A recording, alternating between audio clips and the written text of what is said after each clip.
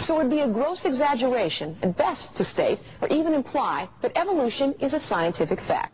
That concludes Miss Folger's strawman and dishonesty-riddled semantics argument. Now allow us to present the reality of the issue. The fact of evolution is the verifiable observation that the ratios of alleles present in populations change from generation to generation. This observation has been made countless times. The theory of evolution is the grand unifying principle of modern biology, based on the explanation of the fact of evolution. It makes many predictions, such as common descent, natural selection, sexual selection, genetic drift, adaptation, speciation, extinction, etc. The theory of evolution can be used to develop a model of evolution, which can then be applied to new observations to test hypotheses. One such example is the general time reversible model of nucleotide sequence evolution. This is the formula for calculating the log likelihood of the evolution occurring at a single site in a nucleotide sequence. It's a good thing we have computers now. Let me show you how the myths about evolution, having been proven, are created.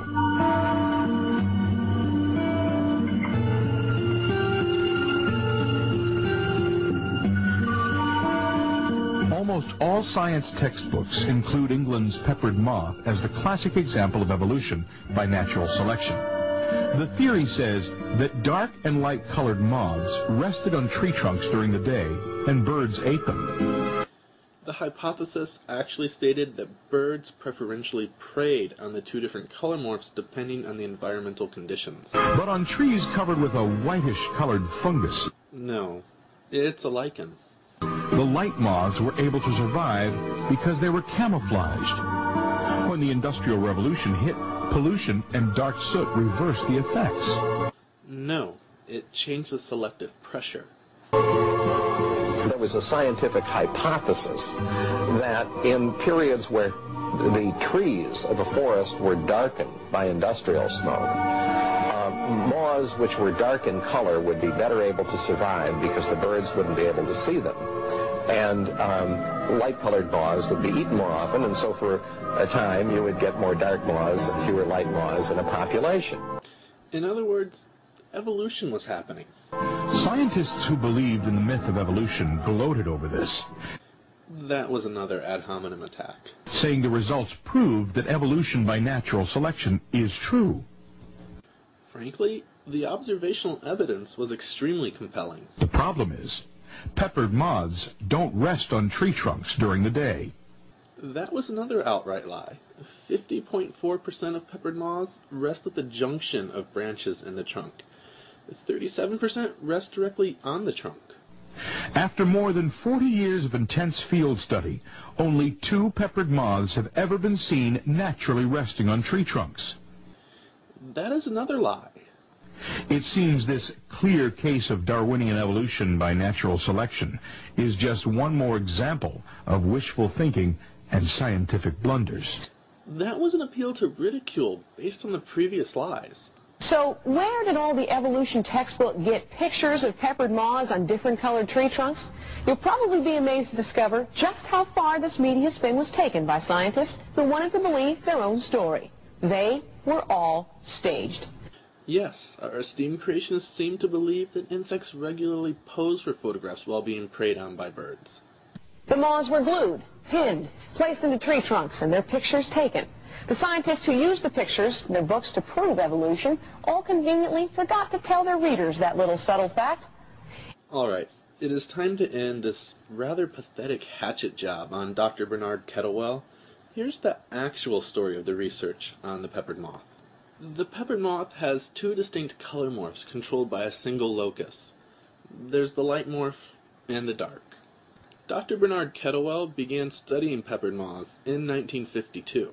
His initial observation was that the dark morph dominated in industrial areas, while the light morph dominated rural areas.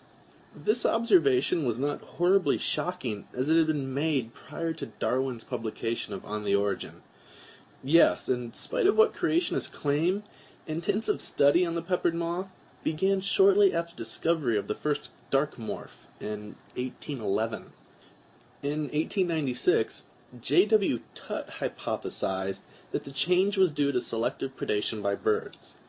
He carried out small, simple predation experiments that supported his hypothesis. By 1895, dark morphs represented 98% of the population in Manchester, England. In 1948, they represented only about 2% of the population. It was also deduced that the coloration was controlled by the spread of a single allele. Over 100 years after intensive study began on the peppered moth, Bernard Kettlewell finally takes the stage in this drama, or rather melodrama. Kettlewell's first experiments involved controlled release of a mixed group of peppered moths into an aviary. Kettlewell recorded the proportion of survivors at various time intervals. Again, the evidence supported bird predation based on color morph. In 1953, Kettlewell conducted mark, release, and recapture experiments in a polluted woodland. Again, bird predation based on color morph was the supported conclusion, and we have to thank those poor unfortunate grad students who had to run through the woods in the middle of the night catching moths for that. In 1955, Kettlewell repeated the experiment using an unpolluted woodland. Again, the same conclusion was reached, and again, the grad students suffered for you. So, what about Miss Folger's accusation? Those were Kettlewell's controlled predation experiments to confirm his previous findings while eliminating as many variables as possible. Because insects are rather uncooperative in arranging themselves into a scientific prey preference experiment, Dr. Kettlewell eliminated as many uncontrolled variables as possible, which is a hallmark of scientific methodology, by placing the different color morphs on trees. Dr. Kettlewell was never deceptive about the conditions of his experiments. Dr. Michael Majerus has continued Kettlewell's work. Majerus's studies have determined the natural resting places of peppered moths, as well as confirmed predation by birds as the primary selective pressure. Majerus was also able to further show that the lichen of the trees camouflaged light morphs in both the visible as well as the ultraviolet spectrum. Dark morphs were likewise camouflaged in both spectrums, except that they absorb UV light rather than reflect it, much like the bark of a bare tree. Oh, and for the record, birds are capable of seeing in both the visible spectrum as well as the ultraviolet.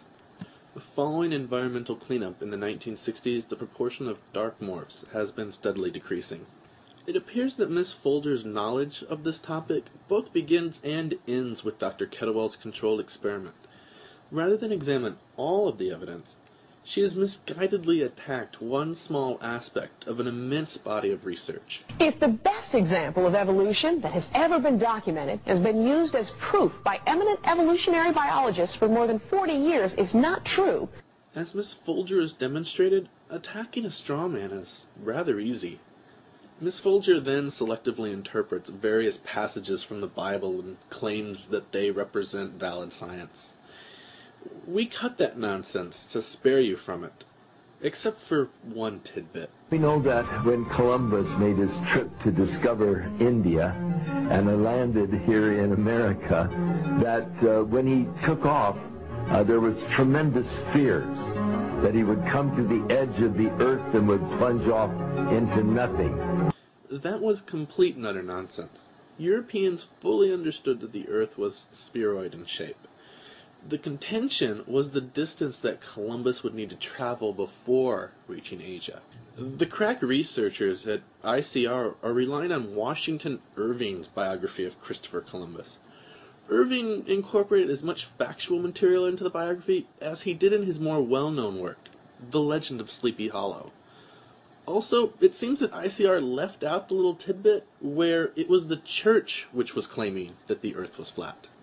The quality of the research at ICR is simply staggering.